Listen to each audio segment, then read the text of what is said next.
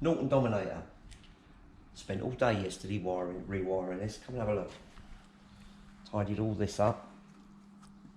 Made them use proper bullet connectors now instead of the Halford's crimp-ons. All the headlights done. Looking a lot better.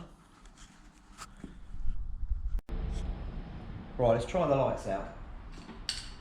Side light. Brake light, that's good. That's fine, pleased with that. Side light. Headlight. Main beam. That's working. Let's see if we've got a spark. Turn the lights off while we do this.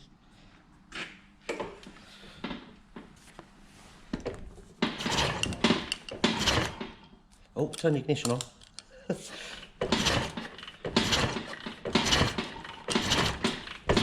Seems to be there. Cool. So all I've got to do now, tank on, get it running, check the charging.